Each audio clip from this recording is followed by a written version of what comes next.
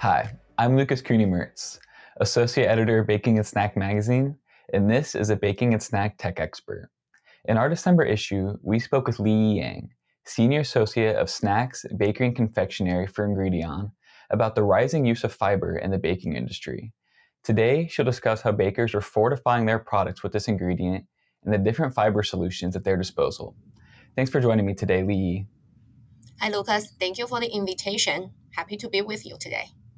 Happy to have you. So, to kick us off, how are bakers using fiber to fortify their baked goods, and what fiber ingredients are they using?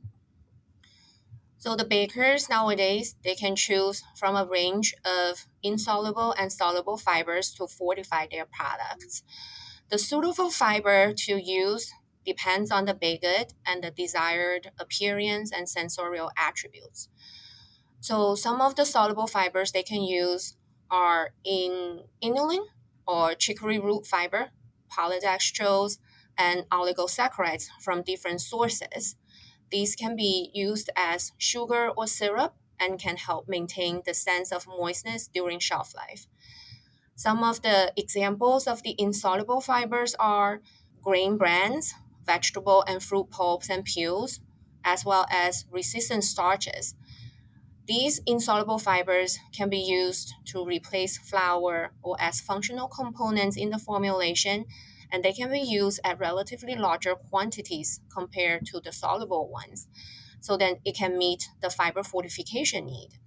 Using both soluble and insoluble fibers can help balance out the functionality, taste, texture, and mouthfeel of products. And so, how can bakers ensure that their fiber fortification project is successful, and what do they need to account for beforehand? Yes, so for successful fiber fortification project, the first to consider is certainly the target, like how much of fiber they plan to put in the product and what are the health benefits they want to deliver. And based on there, choose the right fibers and consider the properties of the fibers and do product development and do formulation. So some of the fiber properties that are important in formulations are solubility in water, water holding capacity, and the particle size. So to overcome some of the disadvantages of adding fibers to baked goods, the general rule of thumb is to restore the function that is disrupted by fibers. Depending on the properties of fiber, vital wheat gluten, hydrocolloids, and starch based texturizers can be used to strengthen the structure and bring back desired texture. In addition, experimenting with order of addition and process can further help optimize texture and mouthfeel. Some of the things to consider include to properly hydrate all the fibers and all the ingredients, and some in some instances to avoid hydration of some ingredients.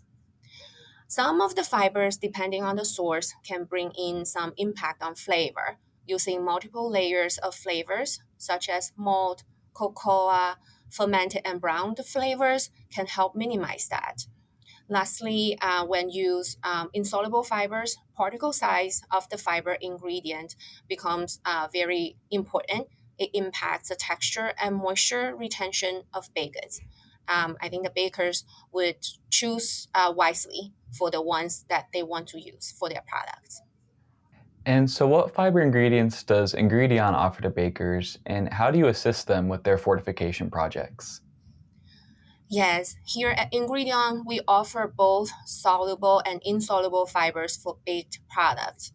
The soluble fiber we offer is a short chain fructooligosaccharide.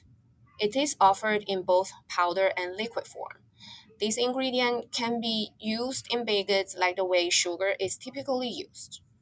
We also offer acacia as a source of soluble fiber, but based on a higher usage, we right now find the bars may be the most suitable application for it.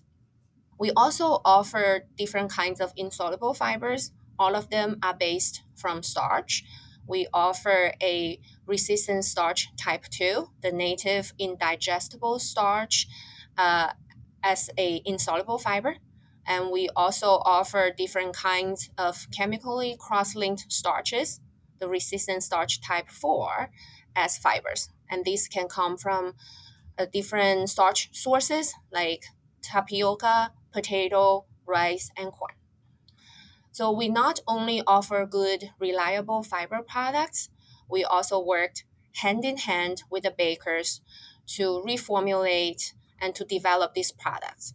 So we bring together consumer and market insights, the in-depth scientific research, technical expertise, and a broad portfolio of ingredients to help the bakers to achieve their goals and meet the evolving wellness expectations for the brands and consumers.